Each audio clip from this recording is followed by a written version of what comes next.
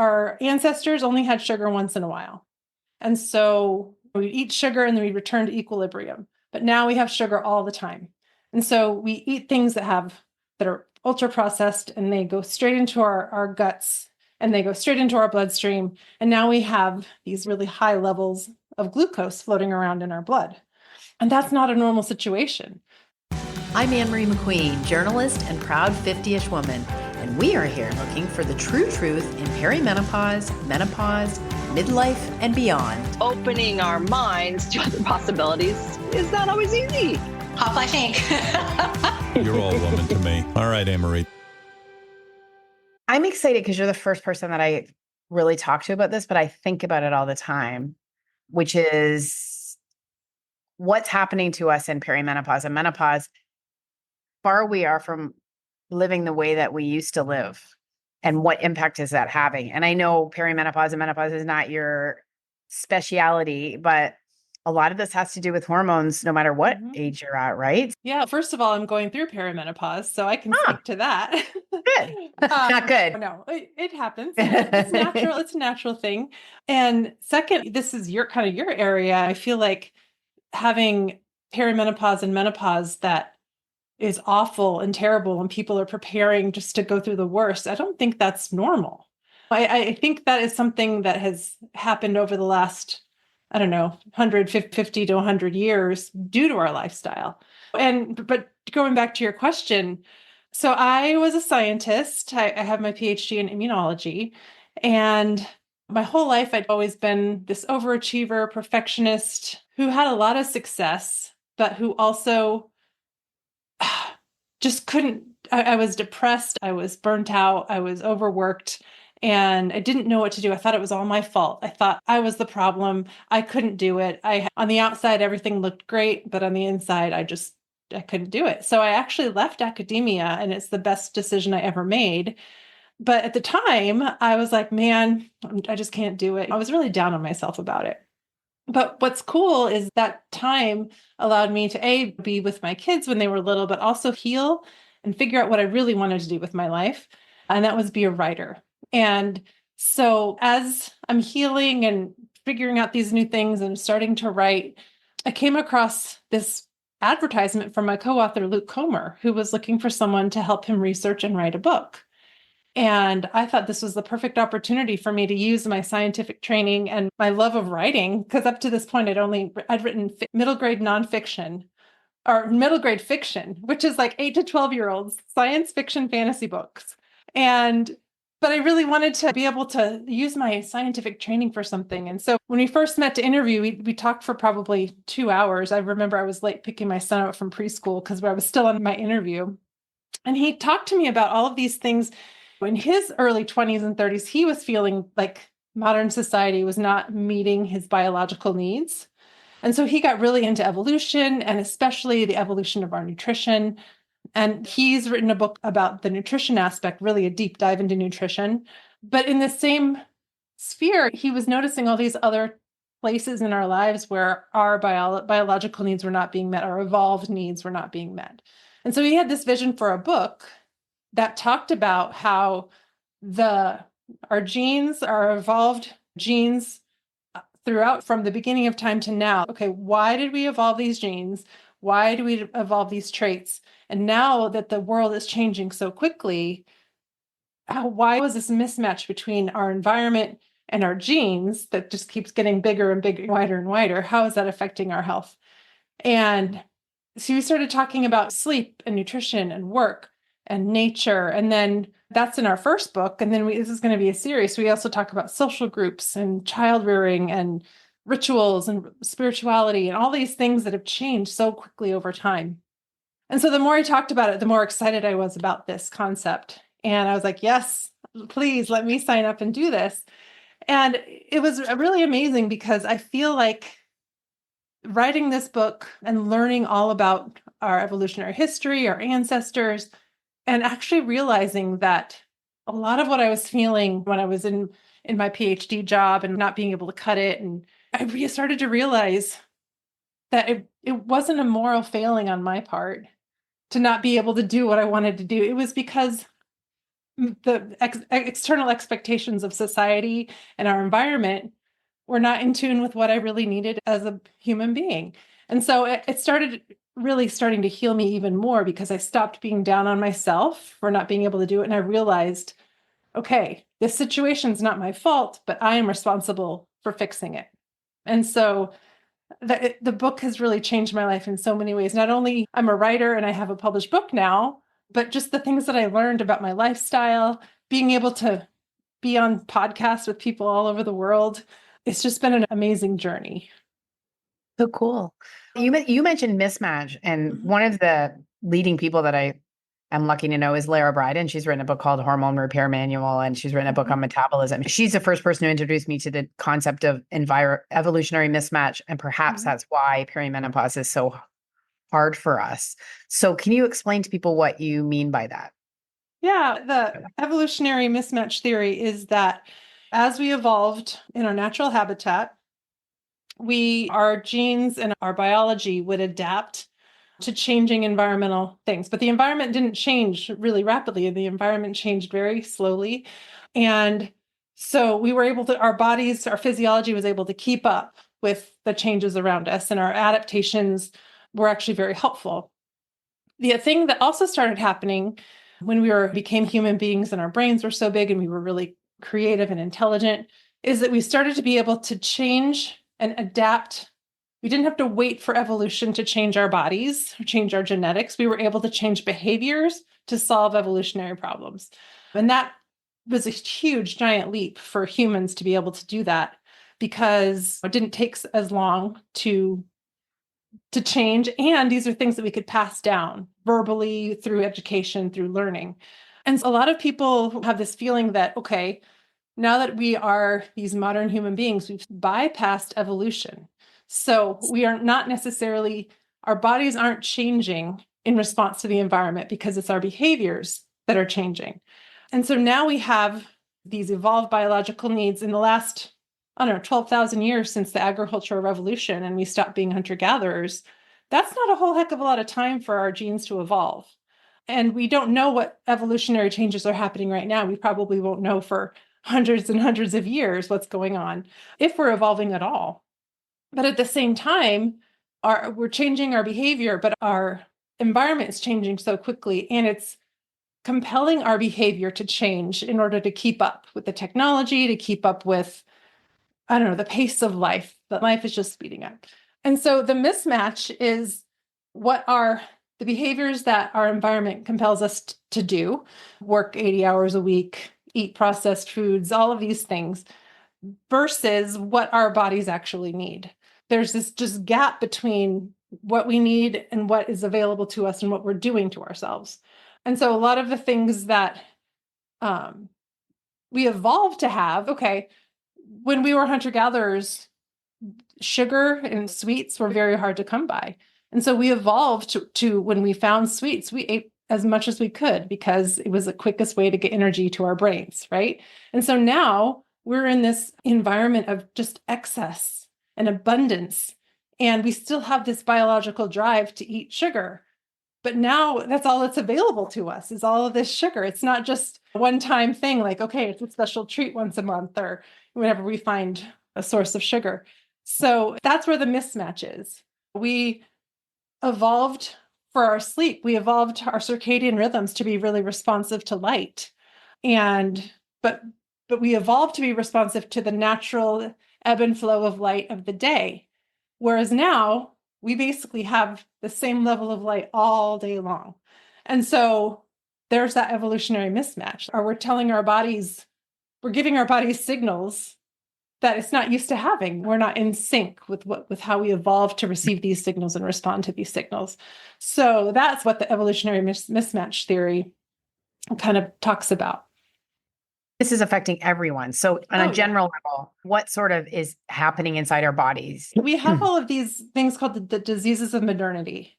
And these are things that rarely, if ever, we suffered from when we were hunter-gatherers.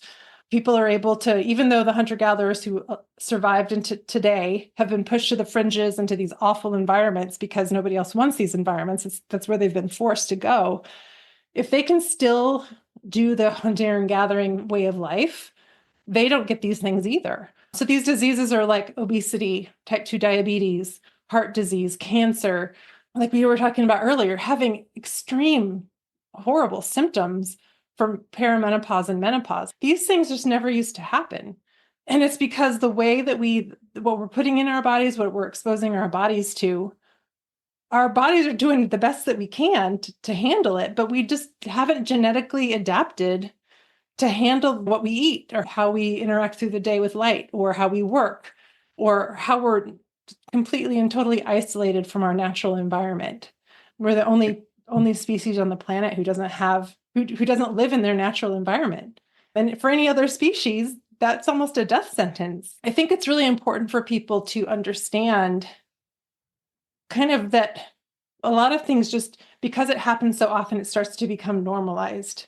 And so I think the food industry and our healthcare industry and all of these things have started to normalize the fact that these things just happen. When you get older, you increase your risk for diabetes. When you get older, you lose bone mass and have osteoporosis and all of these things.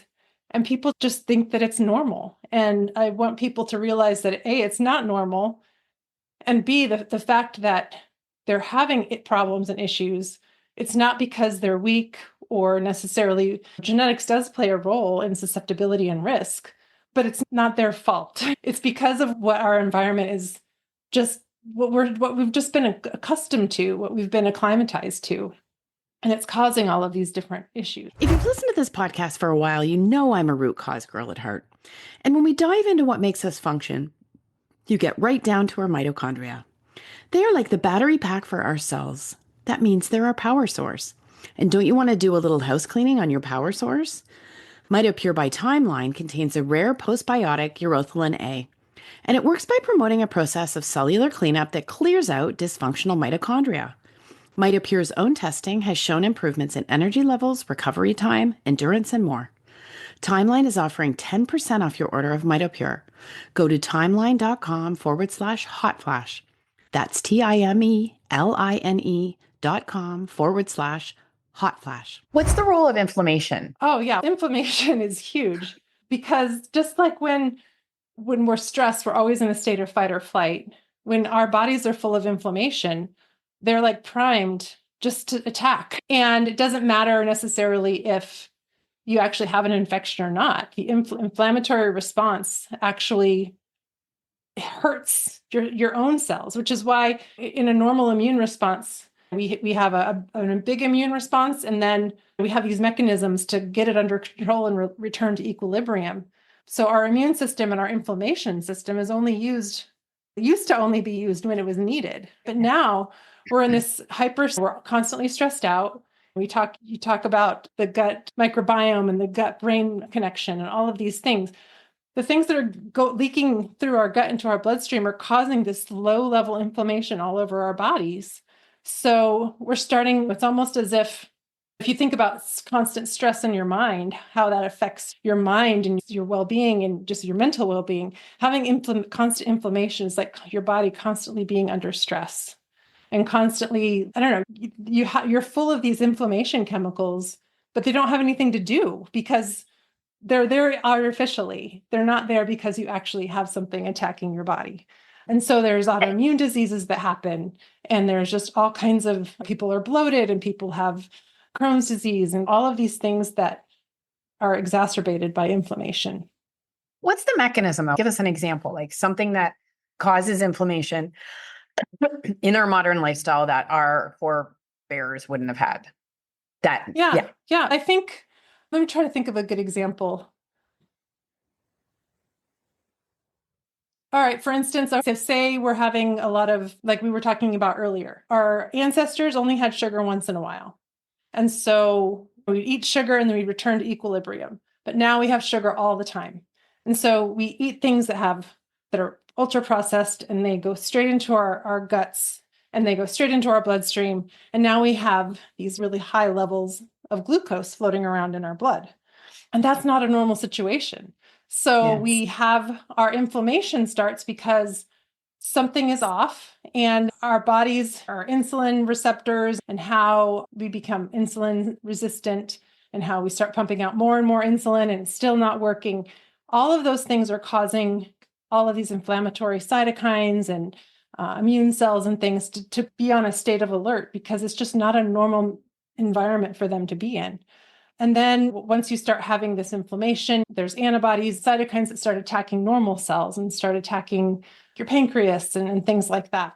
Your body is trying to respond to something that's not normal, and your immune system is becoming activated by innocuous things like sugar or the increase in allergens. People are becoming more and more allergic to different things because their bodies are already primed to have an immune response that might not have happened otherwise. You have pollen coming in, and rather than being like, oh, this is just normal, your immune system is all activated and hyper, and oh my gosh, we got to do something about this. And then you start having this immune response against something that's not even shouldn't harm you at all. So I feel like inflammation is just reduces the activation energy needed to have an immune response to something that we shouldn't have an immune response against. Did you guys cover the disconnect we have with our own bodies? Because I always think with all the wearables that everyone's got, and we're slowly just not following our own cues. Like already, You don't even need to be hungry. We do talk about that because we especially talk about how hunter-gatherers approach time and approach just their general life, right? For our ancestors, it was categorically crucial for them to know what was going on there. It was a survival mechanism for them to know exactly what was going on with their bodies, because that's the only survival vessel that they had. They needed to sleep when they were tired. They needed to eat when they were hungry. They needed to rest when they were injured. And it's because they were totally relied on their bodies for survival. They were also very in the present moment, because that was also a survival mechanism. They needed to know when they were out foraging, they needed to be aware of their surroundings. They needed to know, or if someone was out hunting, they needed to know that, okay, the prey went that way, or I see a predator, or the weather is changing. I need to get back to camp before I get rained on or whatever. It was a total survival mechanism for them to be in the present moment and for them to immediately respond to the needs of their bodies. And also they feel they had this kind of, someone coined the term immediate return economy. When they were hungry, they would go out and get food, and then they bring it back and they eat it immediately. And then once their needs were met, they did something else. So now the modern world is we have a delayed return economy, which is started when the agricultural revolution was going on. We planted the seeds, and then 9 months later, we harvested. There was a delay. It was a delayed return economy. And so now we became very future oriented. We became very protective of, okay, we have this investment. We have to do everything we can to keep this investment, because our food, the end point is that we have the food or the money or the things that we require. Rather than meeting the need as we have it, we waited until we could harvest, and then we were able to meet our needs. And so I think this fundamental change in how we view time is really something that's going on, especially now. We're so disconnected with our bodies. Our culture has forced us to ignore the signals of our bodies in terms of, I'm really tired, I can't focus. Oh, but I have something's due tomorrow. I have to work all night to do it. Or just our entertainment culture. Now we can watch anything we want at a push of a button. And so rather than sleep, we binge watch shows for our entertainment. So we're either up working or we're up for entertainment. And we have this sense that, oh, we can sleep when we're dead. The people who work 80 hours a week, or the people who are really successful and they brag about, oh, I only get 5 hours of sleep. And then we idolize those people and we want to emulate those people, rather than looking at the people who've slowed down, who prioritize their health first, who might not have all the bells and whistles, who might not have a lot of money or fame or whatever. We're placing our emphasis and our cultural worship on the wrong sorts of people that aren't necessarily prioritizing their health. And so it's just this feedback loop that happens, and we've just totally lost touch with ourselves. I was thinking there's also so many opportunities to go awry or astray these days. And AI just makes it even more. I have almost 2 full-time jobs right now. That can't go on for Wow. much longer, but I have a job and then I do this. And Right. I'm also really a curious person and always want to learn all the new stuff. So I'm getting courses and I'm investing Mm. in crypto. And I get a feeling in my brain that I'm like, you're just not supposed to be consuming and learning and on this much. Like it feels wrong. I get a feeling like this is just because I Yeah. can does not mean I should be doing that. And I wonder how many people are having that. That's got to be another thing where AI is letting everyone do 10 times themselves, but we can't handle being 10 times. Yeah. Yeah. We can't handle being 3 times. When we hunter gatherers, even the ones that survived into modern day, they've tried to recreate like what their work life would be. And they only work maybe 2 to 3 hours a day, 15 hours a week. People have this expectation or this thought that hunter gatherer lives were full of toil and hardship. And yes, they did have that stuff. But because they met their needs, but they had they didn't have big needs. They didn't accumulate wealth. They didn't take stock in stuff. What they really wanted to do was connect and be social and learn from each other.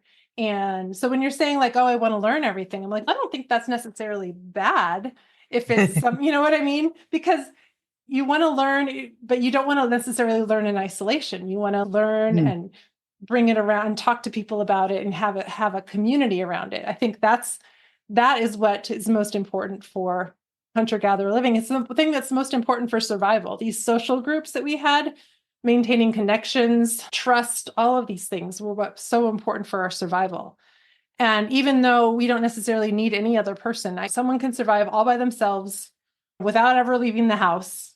Everything could be done from the computer now. They could totally survive, but our bodies don't know that. Our bodies Mm. don't realize that what we need.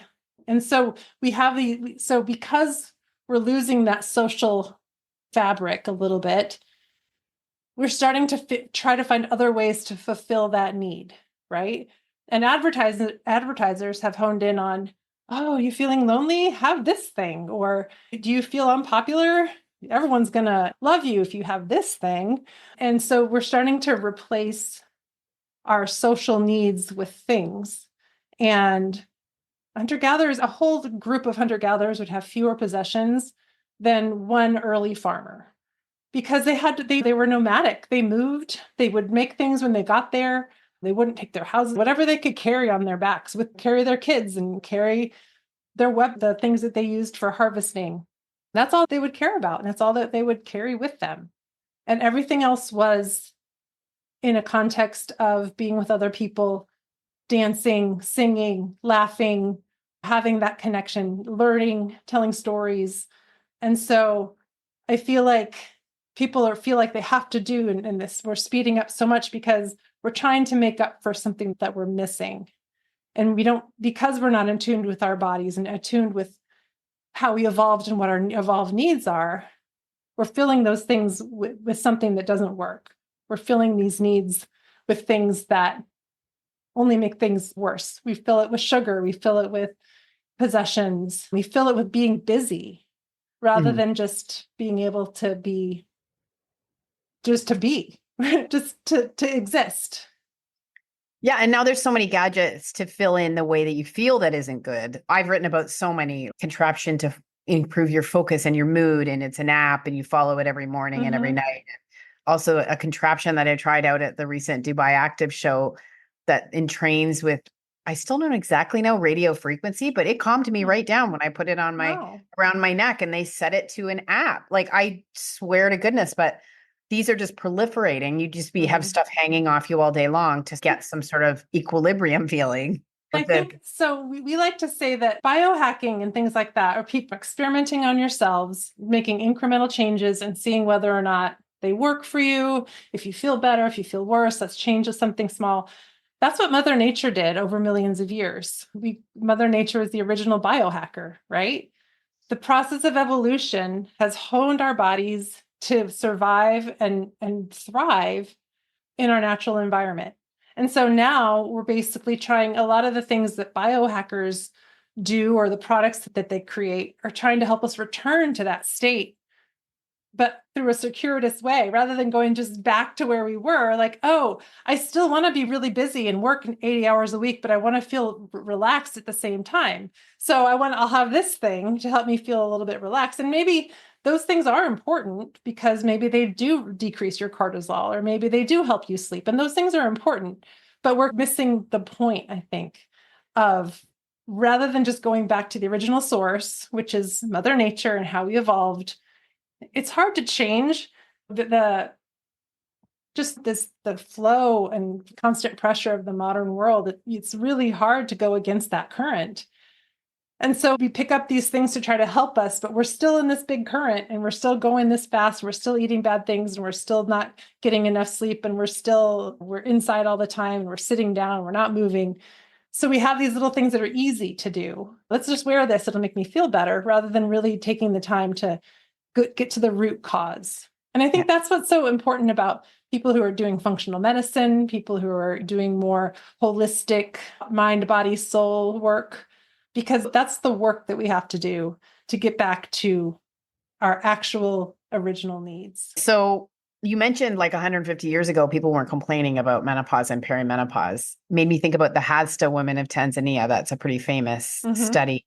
And they didn't really have any symptoms of perimenopause or menopause. And when it comes to hunter gathering, they ate less, I think, and they gathered more. Like the women who'd gone through menopause, I think they might have had some genitory syndrome of menopause. That's the only thing, but they didn't have even a word for menopause.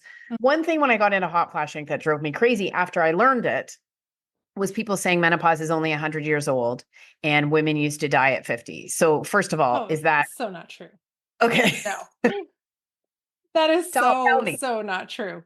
Actually, there's lots of studies coming out now because we are one of the only species that the women actually do live past menopause. Most species reproduce until their death.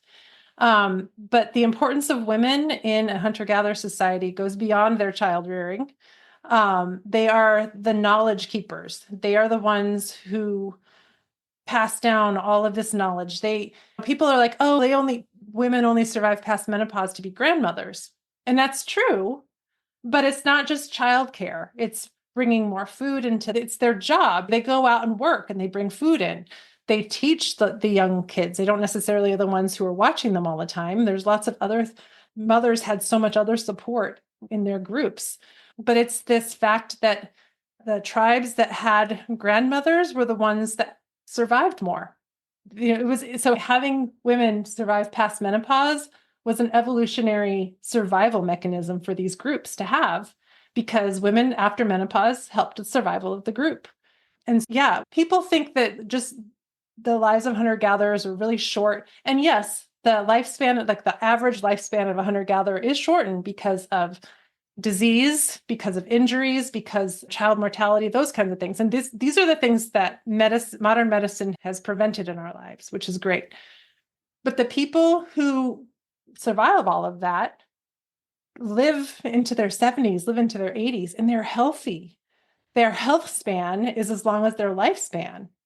And people think, oh, they die in childbirth. And those are all things that were unavoidable, that we no longer have to deal with. But now we have these things that are avoidable, all these diseases that are avoidable, that people, hunter-gatherers who survived into their old age, never had any problems. Women who survived through child-rearing days, through their menopause, they lived long, happy lives afterwards and were contributing members of the group. And that has just changed so much. Okay, so this is probably outside of your scope, but I'm wondering what you think, because there is quite a narrative that positions menopause as this tipping point where, because you lose estrogen, you become into a sort of hormonal withdrawal, estrogen deficient state, and then that puts you at risk for the rest of your life. From what your research and your work, how can you parse that for modern times? Because there's a kernel of truth there. There is a vulnerability, I think, that's created with the hormonal shifts of perimenopause. But from your background, how do you see it? I guess what I can say is we have these shifts and they do put us at risk. That how come women always live longer than men on average? Maybe it puts us at risk, but because we have this wise knowledge and we know how to take care of ourselves better, or I don't know, because women in hunter-gatherer societies live way long past their reproductive years, it's a positive adaptation that we lose estrogen, that we have this change. I feel like it's only the kind of these modern constructs that are, and maybe it's our lifestyle that now puts us at risk because we have these hormonal imbalances. We've always had these hormonal imbalances after a certain age. But now, because we're not exercising, because we're not eating well, we have all this inflammation. We have all these other mitigating factors, heart disease, high blood pressure, all of these things that exacerbate the risks that we have because we have low estrogen. Where if we went back and lived more like our hunter-gatherers, sure, we have all these, we might have an extra risk, but nothing is adding to that risk to make it actually tip over into something that actually is going to hurt us.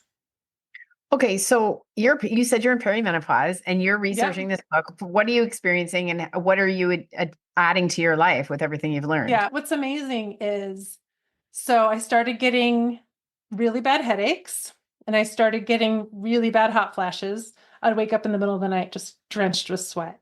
And about, I don't know, a year and a half ago, I decided I'm really going to start making this change. I started eating whole foods.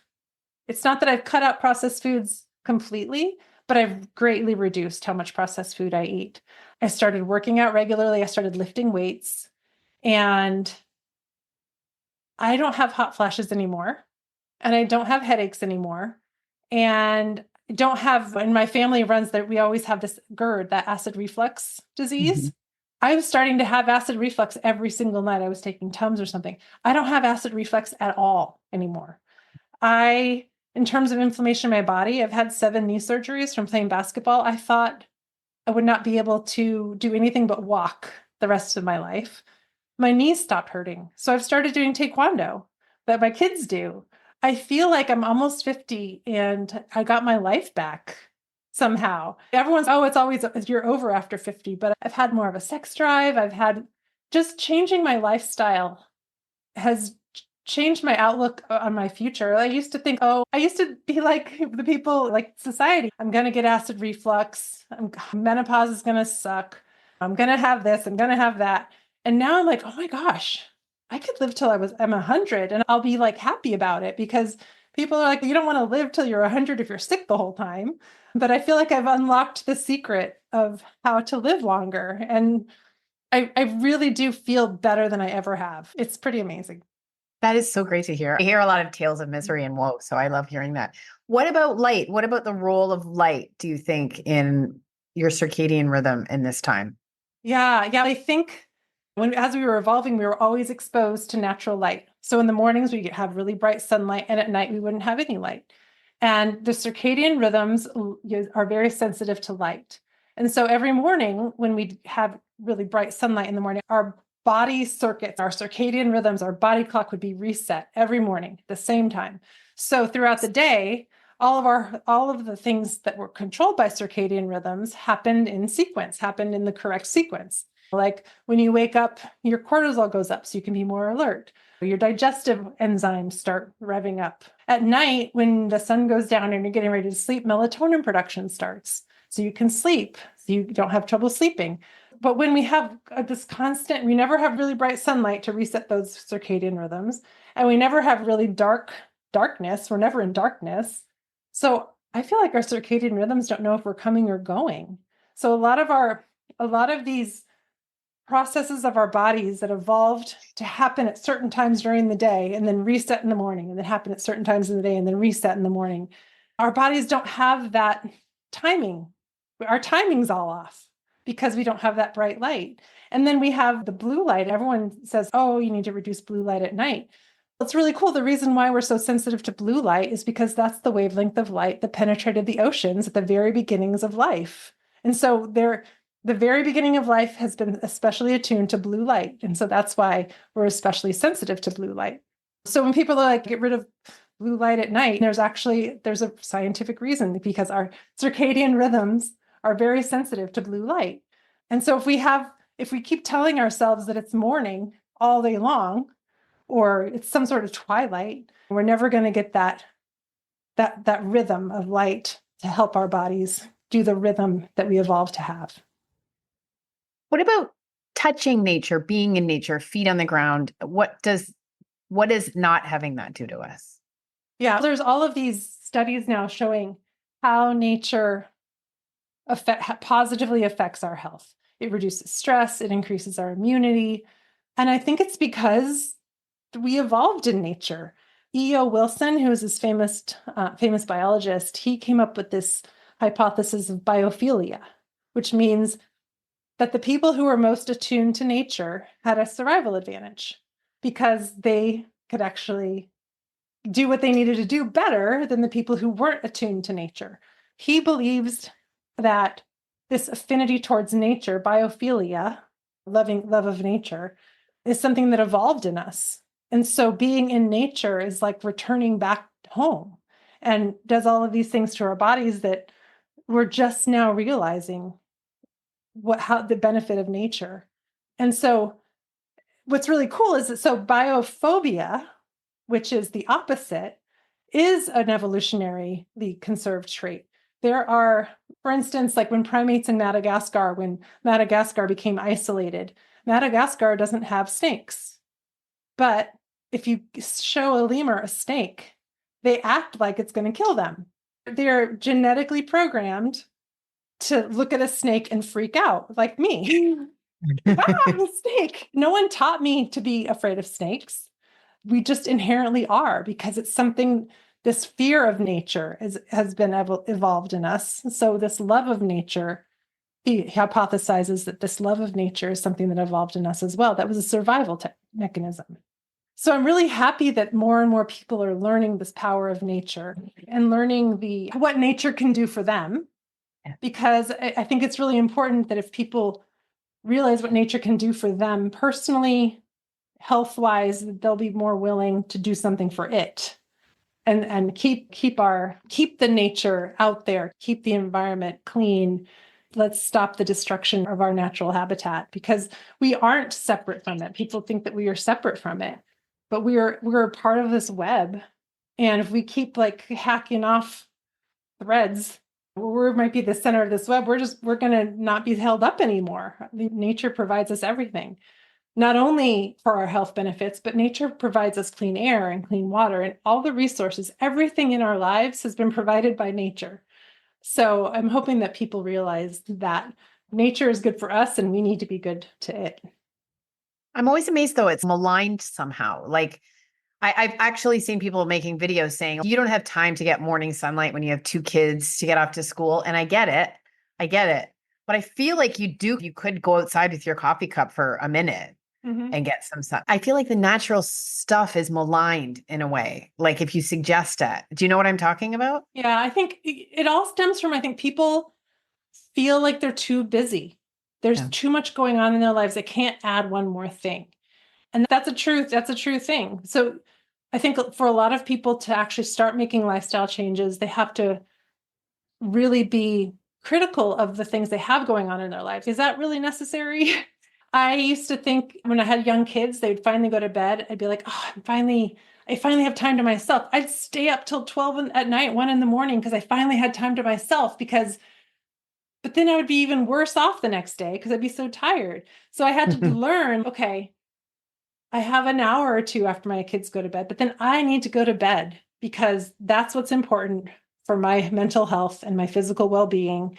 I have to go to bed. So I've had to learn to let go of things that I used to do all the time. Watch 3 episodes of my favorite TV show until I can hardly keep my eyes open. Rather than like at 9:30 or 10 o'clock, when I'm starting to get signals that I'm tired, I actually listen to my body and go to bed. So I think we need to slow down and reprioritize what's important. And I'm hoping, I'm seeing it more people are prioritizing their health over success. They're prioritizing their health over being busy. And so I'm hoping that it's it's something that's going to come. It's not going to come from the top. People from the top aren't going to say you should work less or you should not do this. It's going to come from the ground up, and people are going to have to demand the change by the changing their behaviors.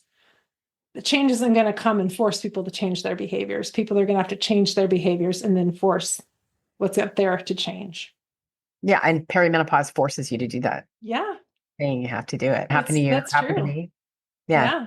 Yeah. I think that's really true. And so maybe women in their 50s are going to be the pioneers of this change, because it really, at least in my situation, it really, and I don't have any scientific data to back it up. I just have all my anecdotal evidence of how much better I feel having made changes in my life. And it's not even that I have made all the changes in my life. I'm still part of this modern society. I still have to do things a certain way. I still eat birthday cake at a birthday party, but I've made changes in other parts of my life to support me not being my best self. So the idea of hormone therapy that helping people, is there like an angle in your book that fits into? I'm just always so curious. I think about this all the time, that modern medicine comes up with a way to like circumvent nature and trick Mother Nature a little bit. Yeah, we don't talk about that directly in the book, but I feel like if people supported their bodies with better nutrition and exercise and sleep, the need for exogenous estrogen to make you feel better wouldn't necessarily be there, because you don't have the inflammation and the stress and all of these things that make all these symptoms worse. So I'm so glad that it's out there to help people who are really struggling, because I know some people who struggle so much, and I feel so bad because I'm like, oh my gosh, I feel so lucky not to have that. But for women in their 50s to have 10 years of feeling like crap, again, it's not our fault that we feel like crap, because it's the way our society is going. But once we realize that we can do something about it and the reasons why these things work, hopefully more and more people can maybe try more natural remedies in addition to getting help from the outside until they can start feeling better. Okay, you said that you and Luke, your book is going to be it's going to be a series of books. So do you know yet what you're doing next? Yeah. So we like to think of this first book as having our basic needs, just our sleep, nutrition, work, nature, these basic needs. We're going up a little bit in complexity in book 2. We're going to talk about our social needs. So we're going to talk about our social groups, child rearing, the relationship between the sexes. And then in the third book, we go even more complex. So we're going to talk about our cultural needs. So rituals, the arts, religion and spirituality, the kinds of things that like make social cohesion stronger. So we're like going up this pyramid of kind of like Maslow's theory. It's a little bit different, but we're starting basic, and then we go social, and then we go cultural. And we're hoping that book comes out. The second book comes out next fall. On the Origin of Being. That's out now. It's by Luke Comer and Jenny Powers. Mm-hmm. Is there somewhere people can engage with you? So it's available on online retailers. We have a website on theoriginofbeing.com. And probably my most active social media is Instagram. So I'm on the Origin of Being, and that's also our Facebook page. We're starting a YouTube channel. We're starting to put some videos out. Maybe TikTok. I don't know about that. We're just trying to get something. We're trying new different platforms. I'm learning as I'm going, because when the book came out, I had been off social media for 10 years. So I'm trying to get back into it. Wow. That's got cross purposes with what you're doing, but the world needs this message, I really think. So I know. It's so great to talk to you. Thank you so much. It was so great to talk to you. Thank you so much for having me on your podcast. We'll talk again in your next book, I hope. That would be so great. Thank you. Thanks. Hot Flash Inc. was created and is hosted by Ann Marie McQueen, produced and edited by Sonia Mack. The information contained in this podcast is intended for informational purposes only and is not intended for the purpose of diagnosing, treating, curing, or preventing any disease. Before using any products referenced on the podcast, consult with your healthcare provider, read all labels, and heed all directions and cautions that accompany the products. Information received through the podcast should not be used in place of a consultation or advice from a healthcare provider. If you suspect you have a medical problem, i.e. menopause or anything else, or any health healthcare questions, please promptly see your healthcare provider. This podcast, including Ann Marie McQueen and any producers or editors, disclaim any responsibility from any possible adverse effects from the use of any information contained herein. Opinions of guests on this podcast are their own, and the podcast does not endorse or accept responsibility for statements made by guests. This podcast does not make any representations or warranties about a guest's qualifications or credibility. This podcast may contain paid endorsements and advertisements for products or services. Individuals on this podcast may have direct or indirect financial interest in products or services referred to herein. This podcast is owned by Hot Flash Inc. Media.